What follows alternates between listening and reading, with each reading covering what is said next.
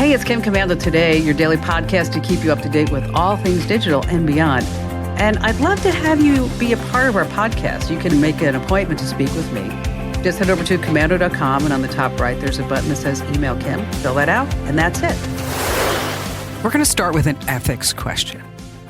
Okay, I want you to pay attention. Is this a moral conundrum? Yes, because I wrote about it in the newsletter, and then I got a piece of feedback, and I thought it was kind of a weird one. But a friend of mine is renting a car in the UK to drive all around the UK. Okay. And she was complaining about how much it cost. $922 for about 3 days. That's a lot. Yeah. So I said, you know what you need to do? Instead of booking it and saying that you are in the United States, why don't you try using a VPN, saying that you're in London and you want to book the car for those 3 days? And then what happens? Okay. So she does that, and it comes back for $322. Nice. Okay. So I wrote about, like, if you're trying to book a car out of the country, that maybe what you want to do is to use a VPN to fake your location. Fake. So You just used the word fake, by the way. yes, In this moral conundrum, To you fake your are location. knowingly doing this. yes. So I don't know who it is because they didn't leave a note, but they said when you advise someone to fake their place of residence to get a cheaper rate on a rental car, that is unethical at best. Yeah, it is. Do you think it's unethical? Oh, absolutely. What if I used a VPN? Like there was a soccer game I wanted to watch a couple of weeks ago. It was streaming live on the internet. But when I logged in, when I went to the website, I was blocked because I was in the US. It was free for the rest of the world. If I use a VPN, knowingly tricking them into thinking to giving me their programming for free, that's unethical. That's stealing. But why is it ethical for the rental car company to say, if you're in the United States, we're going to charge you 3 times more than if you say that you're in London? Well, It's the same car. Is it their business model that if you have an American driver who drives on the opposite side of the road, who does things differently than a local she said driver? she was an American driver, but she just said she was booking it. She did everything the same. Lived in Phoenix, Arizona, Right. and used the same credit card, home address, driver's license, everything. But because that she was booking it in London Through a London computer. yes, Right. that it was 3 times cheaper. I would say it's unethical. I don't have a problem with it. I mean, this is coming from the guy who, have I ever told you my SiriusXM story? No. Okay. SiriusXM, it's a radio company. They have satellite radio. Probably have it in your rent-a-car or your car when you buy it new. They used to offer 1 month for free. All you had to do is provide your email address. Okay. I was a fan of a radio show on Sirius, but I didn't want to pay. The show's called Ron and Fez, now called Bennington. I thought you were going to say it was my show. No. And so what I did was I signed up for a free month so I could listen to it. And I created the email address, ronandfezfan01@gmail.com. I got up to ronandfezfan76 No. at gmail.com before they shut me down. You did? 76 straight months. That was unethical. Right. It absolutely was. But I did it. I worked around it. I found a way to work around the system, and that's what she's doing. She just has to own up to the fact that it's unethical. Or I'm unethical for passing along the tip. Right. I mean, but Sirius offered it. They offer it. They offer the option. They offer the ability for you to do it. You just have to work the system. And I love working the system, but it still means it's unethical. Well, what if I tell you that you should buy your airplane tickets on Sunday because it's the cheapest? But that's different. That's like going and buying something when it's on sale, opposed to waiting 2 weeks when it's going to be off of sale. That is the company offering you something. You are working around the company's offering to get the discount. Unethical, yes. Great idea. Absolutely. Okay. Well, that's why you should subscribe to the newsletter at getthecurrent.com or GetKim, wherever you want to go. We got all these different addresses. But on Getthecurrent.com. That's the first one I've ever heard. Is that new? yes, it is. Oh, okay. Yes, because getkim.com, we have winfromkim.com, getthecurrent.com. Are you trying to separate yourself from the newsletter? Not really. Okay. Is that I have now Walter Sterling. Do you know him? He's on about 65 radio stations. Oh, the guy you had the interview with. Yeah. And then also Joe Pags. He's going to start talking about the newsletter. Oh, okay. And they all have their unique referral links.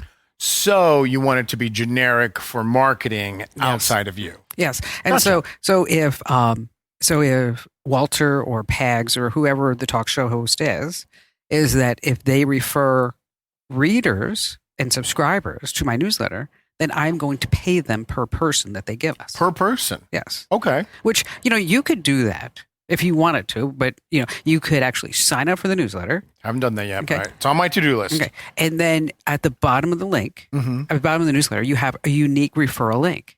Okay. And for everybody that you're sending me right now is I'm giving $1 per person. Okay. Okay. So if you give me 1,000 people, you could get $1,000. Is that on par with most referral companies? Or because I've never heard about this. It's high. It's high. As I was going to say, you would think it would be pennies instead of a whole dollar. No, it's high. Okay. But because I want to build the list. I want to get to 2 million people. Do you have a goal? I know. Well, let me rephrase that. I know you have a goal date. When's your goal date for 2 million? Well, about a year from now. That's bold. Yeah, I think I can do it, though. Good. I think I can do it. Yeah, pay people. That's a But good way right to now do we're it. doing the podcast. Let's talk about the podcast. Sorry. Kim Commando Today. It's your Back fun on the freeway. podcast where we talk about all things digital, including whether or not you should use a VPN to get lower prices. You should. It's just unethical. Just face up. Forgive me, Father, for I have sinned. My last confession was a month ago, and I used a VPN to save $600. Own it. Did I ever tell you when I went to confession? I was a kid. Yes, but you can tell the story again. It's a good one. It was a good one. I went to confession, couldn't figure out what I did wrong. So I said, No, not you. and I'm standing in line. I'm thinking to myself, all right, what did I do? And I saw a Bible. There's got to be something there that I did wrong. I'm only like 8 years old. Mhm. I go to confession. Forgive me, Father, for I've sinned. My last confession was a week ago because we had to go every week. I went to Catholic school. Mhm. And I said, I committed adultery. The screen went like that. This guy's head pops at me. I'm like, whoa, I never saw that before. Well, now you did commit a sin because you lied. So now you have something to actually That's exactly what he repent for. told me. And go home and ask your mother what that means. Of all the ones to pick, I didn't do anything else. you didn't do adultery either. Yeah, exactly. Well, maybe. And no, I was only 8. Yeah, you were married at that time. You were free to do whatever you wanted. So what do you got coming up? We have the prison of the future. Instead of serving 10 years in jail in the prison of future, you'll serve 1 day. That's it? That's it. Just 1 day. 1 day. 1 day. We need to tell people to like comment, and share. If you're watching this live on YouTube right now, first of all, thank you. If you're watching the replay of it on demand whenever you want to, again, thank you. If you could, just follow us on YouTube, like the podcast, share it with someone, and drop a comment. It helps the algorithm, helps grow the show so we can keep doing this every single Monday, Wednesday, and Friday. which we love that. Yes. And if you are getting the audio version of the podcast, this is actually exciting news. Is that did I tell you we were number 4 Number 4, where? in the United States Of America? in tech news podcasts? This podcast right here? Mhm. Yes. You know who we beat? Do your own podcast? No. Oh, No. We beat the Wall Street Journal. no way. Yeah, I was pretty excited about that. That's very exciting. So wait a minute. This podcast is number 4 in tech in the United States. That other one you do, the one you call The Big Show, that's number 3 in tech in Rwanda. Well, maybe we gotta Son. start calling this one The Big Show. Maybe. All I'm saying. Just saying. We're still looking for sponsors, so don't get too excited. I won't. All right. Don't worry. Let's get started with the top 5 things you need to know about tech. It's happening right now. Do you have a case of water in your house? Okay, yeah, of course. How about 2? I have 1 case of water, and then I have a new addiction that I don't want to talk about because I'm embarrassed. Go ahead. What is it? I don't want to talk about You it. have to now. Have you ever heard of this water? It is called Liquid Death. Yes. It's delicious. And now I'm buying it instead of buying like Costco water bottles. And it is so expensive. Now, why are you doing this? Well, first of all, I want to drink more water. And I like things out of a can because it's really cold. When it's an aluminum can, it's really cold. But I did the math, and I am going to spend $2,000 a year on canned water. Okay, that's stupid. It's so stupid, It's dumb. but it's delicious. It's so good. Well, you might be spending more than $5,000 or $6,000 on canned water if you keep it up. Because Why? Cyber attacks are now happening big time on our country's water systems. Oh, God. They're saying that China, Russia, and Iran are behind all the cyber attacks. They want to disrupt and alter chemical levels, and they want to contaminate our public drinking water supply. Why do they want to do that? If they want to poison kill us all, they can't call us and make us leave gold in an unmarked car in the middle of a Safeway parking lot. That was the stupidest thing. They've already attacked water utilities in Kansas, Texas, and Pennsylvania. Now, they've attacked it means they breached it. Yes. Have they caused any issues with Not their that we attacks? know of. Okay. Not that we know. We'll find out about him in 3-4 months. Of course. Then we'll come up and go, and everybody in Kansas and Texas, Pennsylvania, I don't feel good. Right. You know what? Third eye looks shinier than normal. Do you remember I had the runs for a week? Do you remember that? It's all the hackers. So make sure that you do have a case of Costco water. I have a case just of Costco. Just in case. 4 cases of liquid. Now, on Shark Tank, coming in at number 2, there are a lot of really smart people, including Mark Cuban. Okay. I wouldn't say that Mark Cuban and I are friends, but we have corresponded via email in the past. I've asked him to carry some programming when he had the cable channels. Mm-hmm. And he wrote me back and he said, do you actually know what's on my channel, Kim? Because I don't think you want to be part of it. Do you just blindly were writing people? Can you carry my show? Exactly. Way to go. And then I looked it up. Dear Playboy TV, quick question. Exactly. But I always thought, the guy wrote me back. It was very nice. Wrote me back in like a couple of minutes. Well, he's a smart person. He's a billionaire. Right. Last week, he was sitting there and he noticed some notifications in his Gmail account.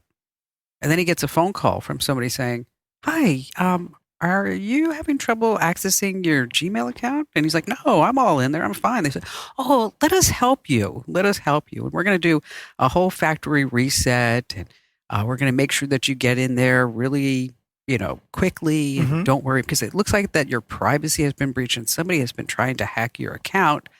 And so Mark Cuban turned over his Gmail account to hackers. No, he fell for it? Yes. What? I know. Are you kidding me? He did. He fell for it. We hear these stories like these little old ladies that don't know any better. He's a tech billionaire. It's not like he made a $1 billion selling strawberry preserves. He's a tech billionaire. Yeah, he fell for it. Oh, he fell dude. For it. So just a reminder to everybody that Google's not going to call you up. No. And they're not going to ask for your passwords or your verification codes over the phone or email or messages. Well, at least he admitted it. He could have kept it secret. Well, I think he wanted to show like even I can fall for these things. Right, which is crazy. Moving on to our next tech billionaire, Elon Musk. Another best friend. I'm sure you correspond with him all the time. I do. Yes. I do. I love him. If you see Elon hawking crypto on YouTube, it's a scam. Yeah. It's deep faked. What's going to happen is that you're going to transfer your crypto into his new trading platform, and you ain't got no crypto. Because remember, the first 3 letters in crypto is cry. Okay. That's true. Okay. Mark Cuban, too. He's another one that they put AI videos of hawking every single thing on the planet. Exactly. So just, be aware that if it sounds like a scam, feels like a scam, it really is. The only advertising you can trust is the one on Kim Commando's shows. Which is true. Yes. Absolutely. 100%. So Alexa, do you have her at home? No, I got Google. Okay. Alexa is now going to have Alexa intelligence. Okay. So instead of just saying like, Alexa, play the Kim Commando show, which if somebody has their Echo speaker, we just kind of played the Kim Commando show. Sorry about that. You can sign up. You're not sorry about that. I was going to say you can sign up for the paid version too. Okay. Is that Alexa's now going to get Alexa intelligence. Okay.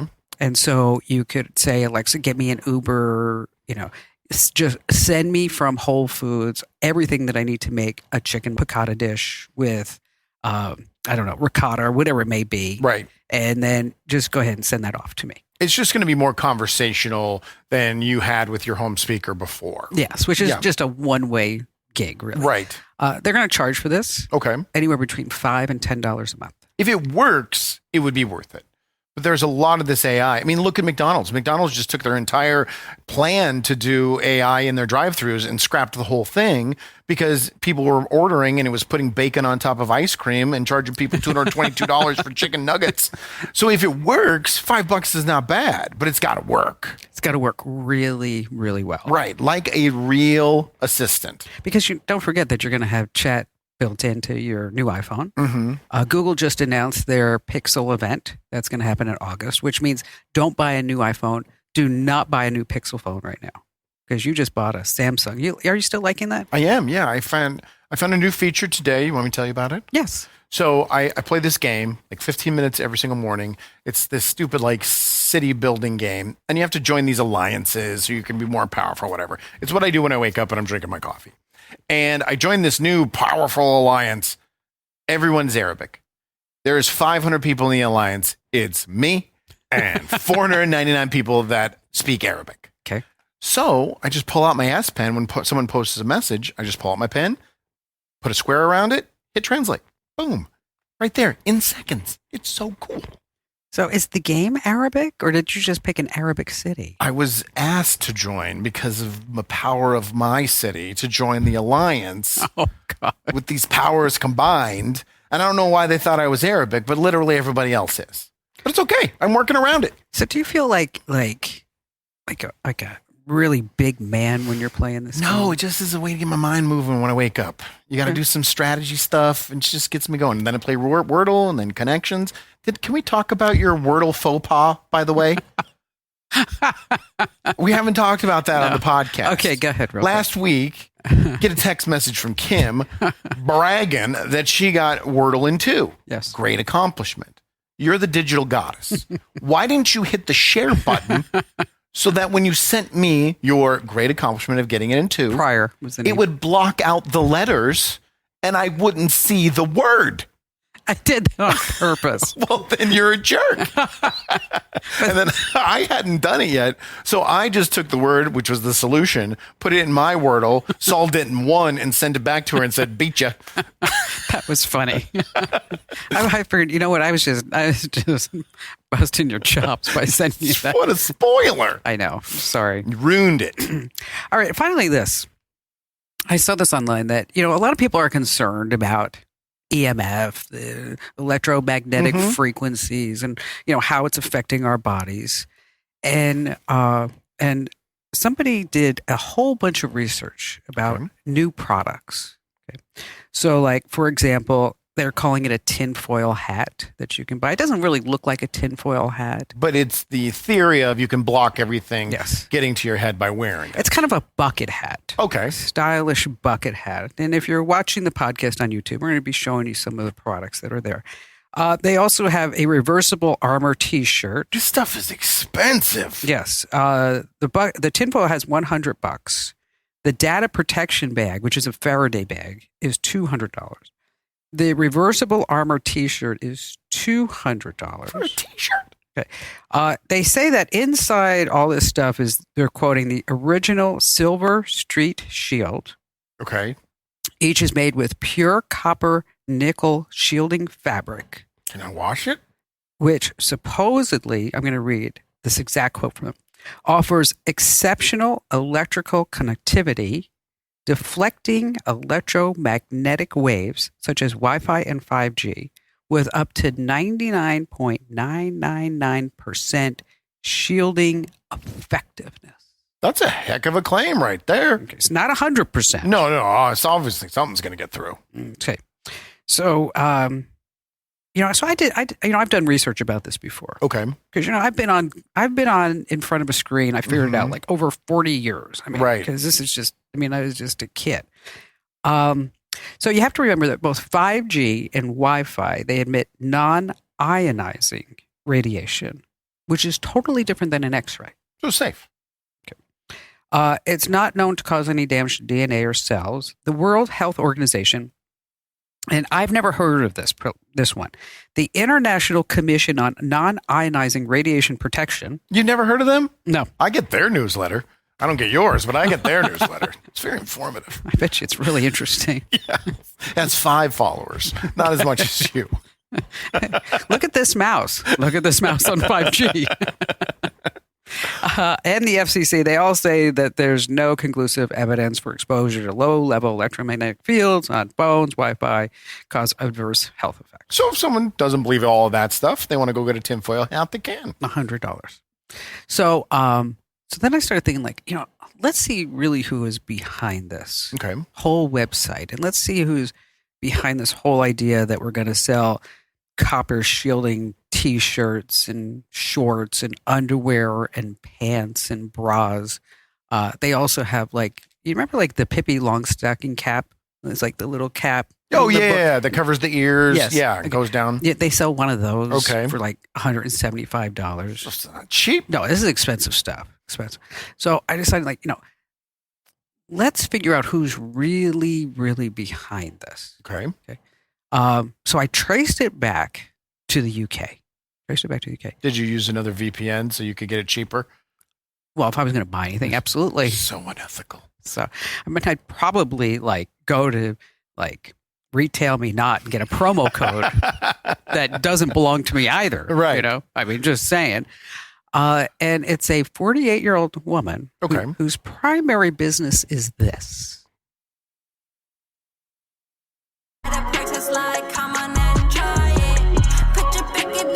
That's MIA. Yes. Who picked the song? I mean, if you're going to pick MIA, you got to pick Paper Planes, but that's fine. It's MIA, of course. The first one that popped up on YouTube. Oh, you got to go with Paper Planes. That's her hit. That's her banger. Okay, we'll see if we can find Paper Planes. Let's change it in post, yeah. No, we'll not do that. So are you ready to go buy? No, I'm good. I'm going to pass. No? Yeah. Why? First of all, the cost. Second of all, I'm not worried about it. So those two things combined, I think I'm pretty safe for my Wi-Fi and 5G. You know what? Maybe this is why you're bald. Nah.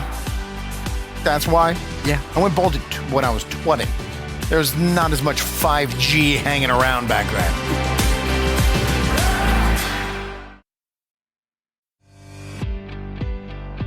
Hey, it's Kim Commando Today. It's your fun podcast about all things digital every Monday, Wednesday, Friday at 11:30 a.m. Pacific time. That's when you can actually come and see us do the show. And we always love that because you know what? The more followers, the more listeners, the more people that we can help to become, what would you say, tech aware? Tech sure, smart? That's good. You should put that on a t-shirt or something. And then make it out of tinfoil and block all the 5G. You can just charge like $150 for that. See, I think I'm just jealous of MIA. That she came up with this idea to make a ton of money and you didn't? Yeah. Yeah, that's probably it. All right. Joseph Cox is a friend of our shows. He's one of the best cybersecurity journalists out there. He's one of the co-founders of 404 Media, which if you haven't checked out that website, they do incredible reporting. You know, there aren't too many news organizations anymore. Yeah. That they actually do reporting. There's a lot of copy and paste news organizations. Yes. But I mean, we're talking about somebody who goes in, they get the story, they investigate it, they do a whole bunch of, I mean, basically you have to live, breathe, eat a story. Right. For months. True journalism. Yes, exactly. He just published a book called Dark Wire, the incredible true story of the largest sting operation ever. There was a powerful app for secure and encrypted communications called Anom, A-N-O-M. And it wasn't something that you would use. No. It's something I would use. The phones that had it on it were like $2,000 a piece. And I would never think to go buy one. Well, it was really being used by criminals and drug dealers. Mm-hmm, mainly. So Joseph's here to talk to us more about it. Hi, thank you for having me. So Joseph, who was behind this? Well, initially it was some criminals who were selling the phones, and they thought they were just selling it to one another and using it for their drug trafficking enterprises. But what later turned out was that it was secretly the FBI the entire time, essentially for its entire existence, in that the FBI had a backdoor into this phone and they could read every single message that was sent across this entire communications platform, which is obviously not great if you're a drug trafficker who's trying to stay out of the hands of the FBI. And I was just blown away when the FBI did that. I never thought they would go this far. So the FBI set it up as a bona fide true cell phone company and cell phone maker? Yeah, I mean, the FBI became a tech startup for organized crime. They handled everything from sourcing the mobile phones. It was sort of just like Google Pixels, normal Android phones, to then sorting out, putting this special app that you mentioned on there, Anom, on there as well, and then shipping those phones, the logistics as well, stopping hackers getting in, introducing new features, everything that a tech company would need to do. Wow. The FBI was doing it as well. It was just doing it for drug traffickers. Now, it's one thing to come up with the idea. Like, wouldn't it be great if we could watch and maintain everything these bad guys are doing? But how do you get it out there and you get all the drug dealers to convince that it is secure, it's something to use?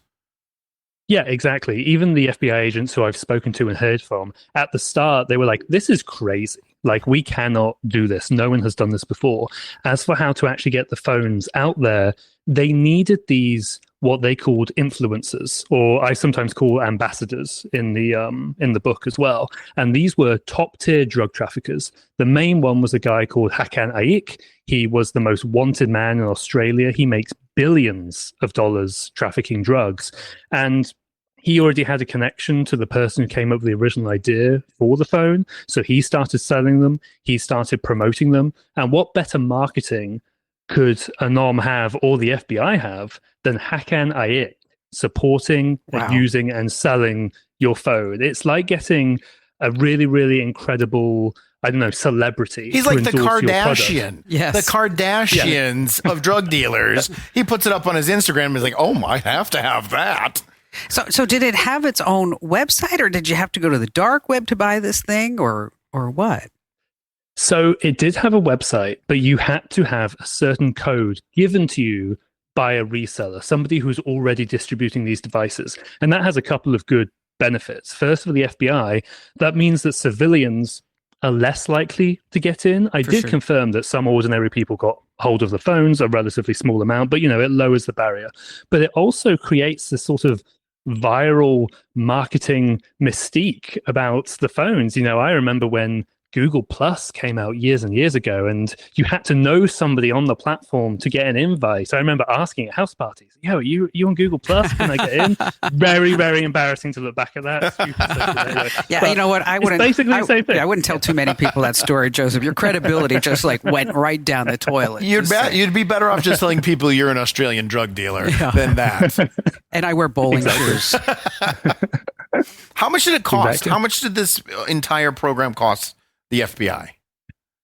So that's basically the one question they would not tell me. They would not answer to me. And I got to ask basically everything once they granted me access. But from what I can tell, it would have been a lot. They had to, as I say, source the hardware. Also, these unlimited data SIMs, they have to be very reliable. They have to be on all of the time. You have to have very fast infrastructure, because just like an ordinary tech company, if your product goes down, you're losing money potentially. Your customers are obviously losing uptime, and they're going to be very, very mad. And they might then go to another platform, which if you were even an ordinary phone company, that would be bad. If you're the FBI trying to run a honeypot, that's like the last thing you want. So to answer your question, I would say they invested significant resources into this operation. They just wouldn't put a figure on it, because I imagine they may want to do it again, and maybe they need to get the budget again. So maybe it's best they don't tell me that. So how many phones did they sell? In all, it was 12,000, which does not sound like a lot in the grand scheme of things. But when you think about that, basically all of those, the vast, vast majority of those, are serious organized criminals. That's 12,000 people who the FBI and its partners are ultimately going to want to hunt. And it started very small. It didn't jump to 12,000 immediately. At the start, it was 5 phones given out in Australia for free. Then it gets more popular in Europe, so it ships over there, South America, Southeast Asia. And what the FBI did, they actually shuttered another encrypted phone company that criminals were using. So criminals from that then moved over to the honeypot. Nice. And that's when they had this like triple growth overnight. There were all these new countries appearing. It would be great if, I'm sure Mark Zuckerberg would love it if he could just go shut down Twitter and take all of those users and go over to him. That's what the FBI did here with Sky and Anom. Wow. So, did they learn anything about the activity of what criminals do with technology? Obviously, communication is. Do they play Angry Birds a lot? No, I'm just kidding. Did they learn anything that they didn't know about how criminals use technology? Well, it's funny you mentioned Angry Birds. Like, they weren't doing that, but they are using tons of emojis. Like, literally, when they're planning assassinations, they are sending the sunglasses emoji Oh my or gosh. heart emoji. Wow.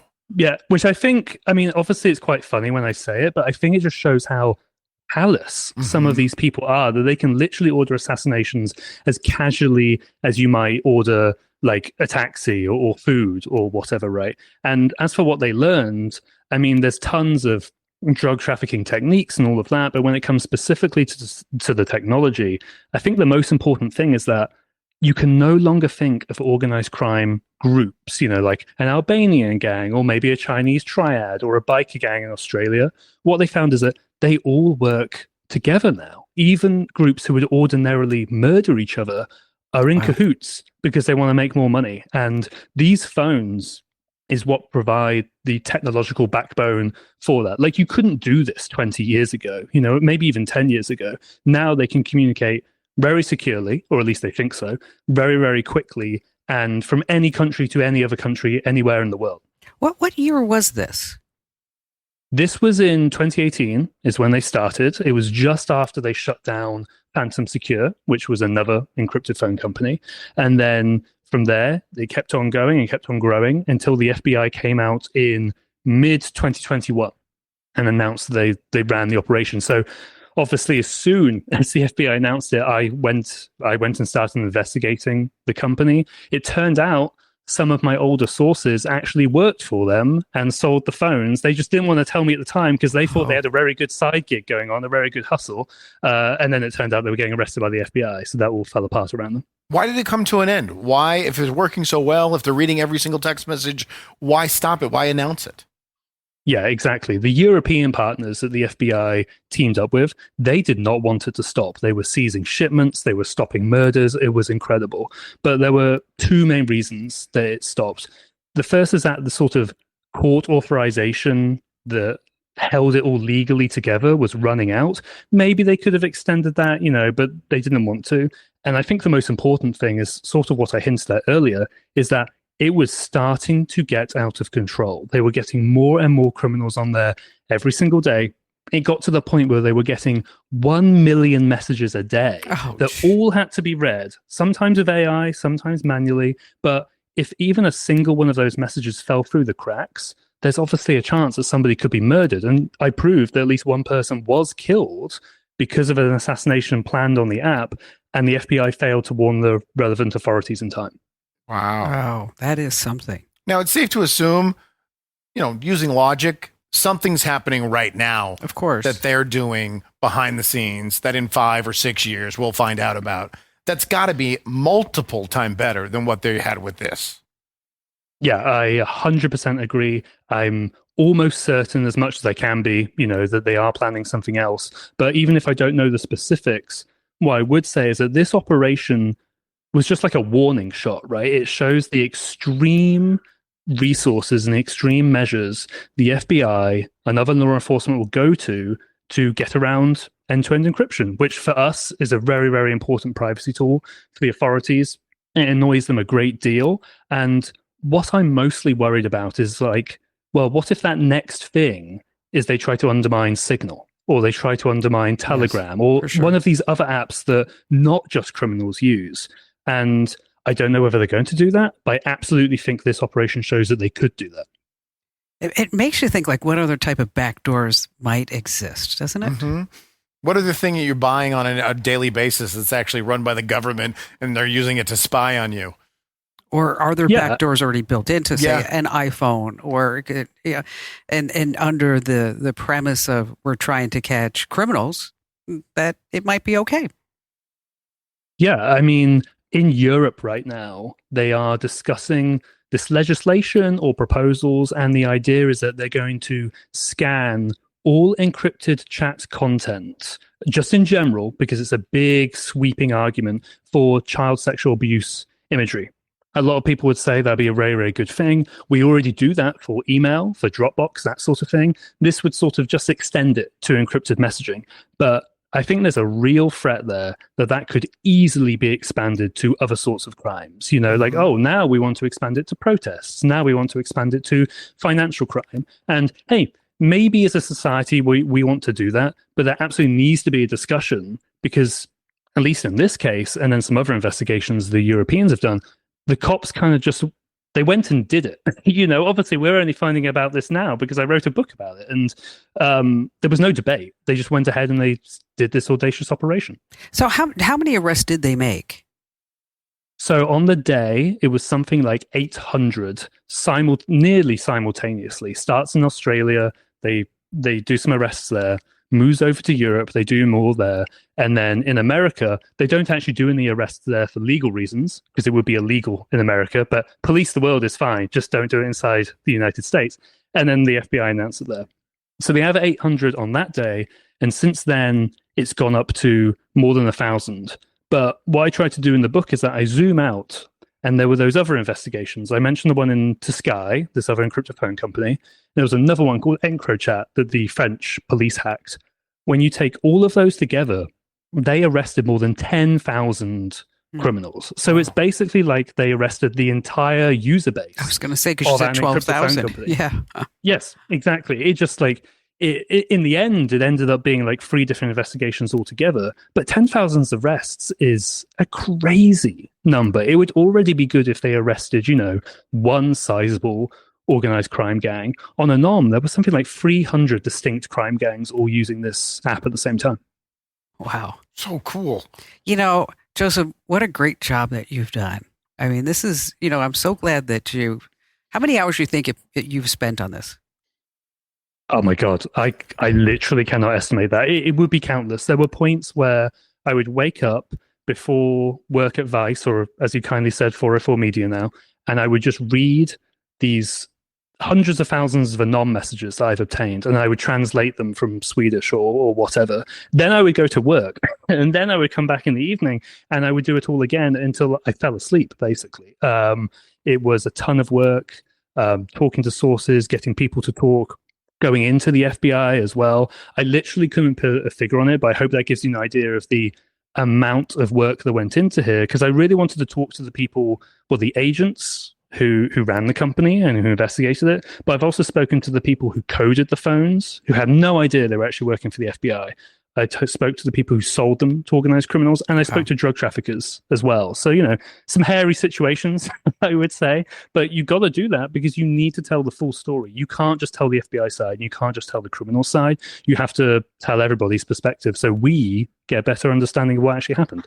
It should be a movie. I was just going to say that. Absolutely should be a movie. This would be a great movie. Great movie. So if you're listening to the show, you're watching the show, I am now Joseph's agent. I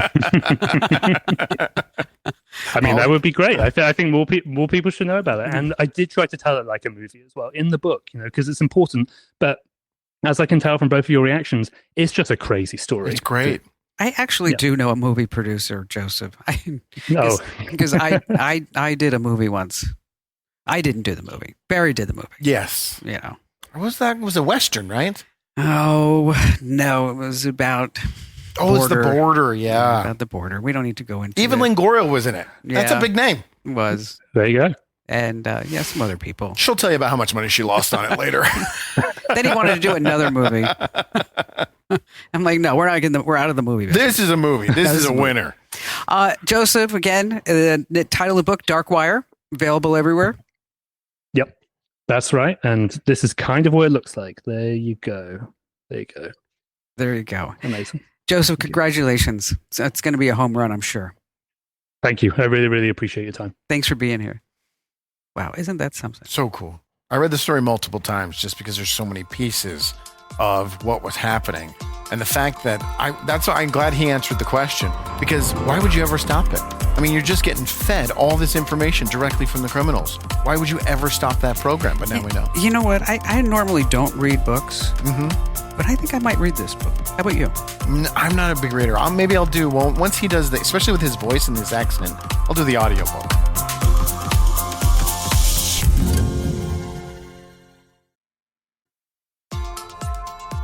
It's Kim Commando today. We're glad that you're here with us. By the way, that movie with Ava Longoria, it was called Frontera. Frontera, that's Frontera, right. 2014. I remember that. Barry was so excited. He was a movie producer. I know. His name's in it at the end. That's all I wanted, really, right? Yeah. It's a bucket list thing. I guess. Can we talk about the prison of the future? Yes. There's a group of scientists, and what they want to do is they want to take criminals, and after they've gone through the legal process, and this is way in the future. This is not happening next week. Once they've gone through the legal process, they get a choice. Let's say you were, I don't want to be gross, but let's say you rape someone, okay? And you're going to go to jail for 25 years. Okay. They'll give you the option, instead of going to prison, you can go to a facility. They will do a scan of your brain, and then they will implant in your head the memories, the fake memories, but the memories of the victim. Of the victim. Okay. All right. I get that. And it won't be the specific victim. It will be a digitally AI enhanced version of the crime that you committed. Your face is not. This is horrible. Yes. But the point is to build remorse inside of the criminal so that they will then correct their actions and be able to return to society instead of sitting in a cell for 25 years and be able to go out there and function again and not commit these crimes. What if the guy is a psychopath and he would get pleasure out of? Oh, then he's going to be back, obviously. I don't think it's a great idea. It's interesting, but if you pull back and look, we're putting memories in people's heads that are not real. That technology is terrifying. Yeah. So terrifying, it's actually the plot of an Arnold Schwarzenegger movie called Total Recall, and that didn't work out for anybody. No, that was bad. Do you think, this is something we should even step into, this science? No, not at all. Okay, no, not at all. Look at Neuralink. We're looking at Elon Musk's company, Neuralink. Okay, well, we're not altering somebody's memory. Correct. That's a different step, but that is logically the next step, right? Yeah, you could. Think of the positive side, again, referring to movies. In the movie The Matrix, they do the same thing. You go sit in a booth, they plug something into your head, and within seconds, you know Spanish, you know how to do Taekwondo, you know how to cook a 5-course meal, just like Gordon Ramsay. What about those memories? Are those okay to be implanted? No. Okay, I agree with you. I absolutely agree with you. I think no. This is the overwhelming of you're messing with what it is to be human. Also, if it's an artificial memory, it's not a memory. I mean, a memory is something you experience that you recall. But again, this is just the plot of Total Recall. These scientists are just ripping off Arnold Schwarzenegger movies. But it's a weird approach at how to handle the prison system that we're dealing with right now. Well, maybe if I got implanted that Frontera actually was a great movie and Magnolia Pictures did a phenomenal job. Right. And it made so much money. 15 Oscars. And then in Frontera 2, I was able, they had a talk show host who had a part. But is that the future? Is that the future we're heading at? I hope not. I think it's too far. I think it's way too far, implanting thoughts and memories in people's heads. But they're not going to stop, especially if they can make money on it. They can develop the technology. They'll start pushing it forward.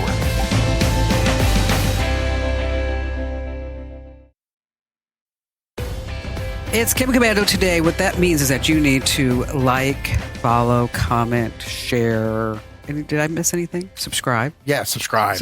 That's the important one. Yeah, that's the one. I like looking at that one. Yeah, because subscribe, what that means is that you get all this transference of intellect and fun delivered to you automatically. Right. It reminds you, hey, Kim Commando today is live right now on YouTube if you want to go watch it. Yes, exactly. Or if you're just walking around. We actually had a comment from somebody that said they were listening to the podcast and they were in the grocery store and she busted out laughing. And then everybody turned around and looked at her like, "What's your problem, lady?" Who's this nutcase in aisle B? Well, I'm glad we're making her laugh. So what's going on with Walmart? Walmart, they're going to use technology and they're going to get rid of. When's the last time you were at a Walmart? Let's be honest. Me? Yeah.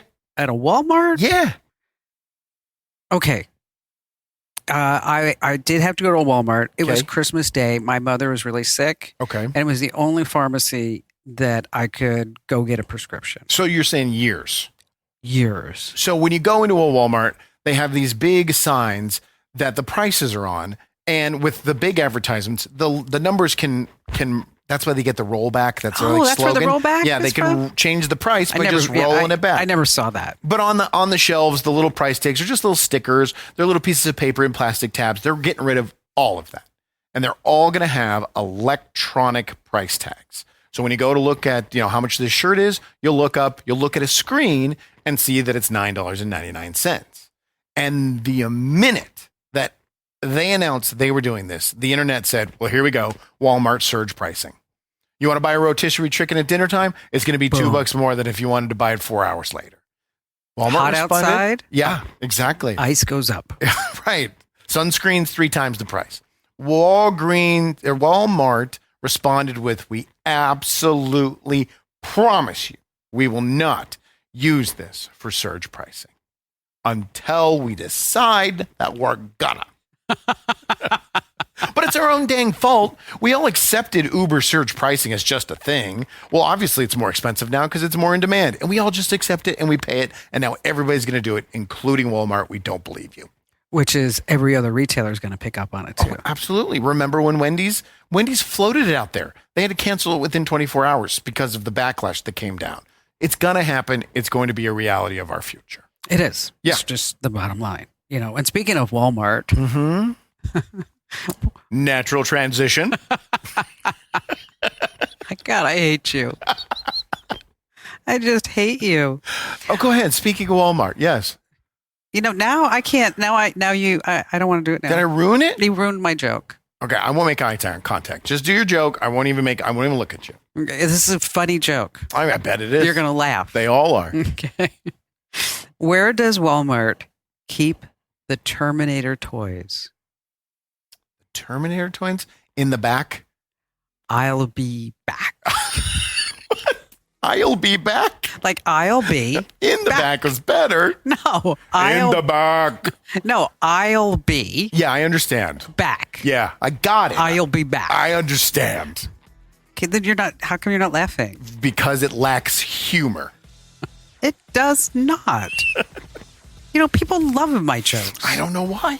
They tell me every day. They stop me on the street. They say, your jokes are so funny. See, you're funnier when you're winging it. These pre-prepared I'll be back ones sometimes fall flat. They do not.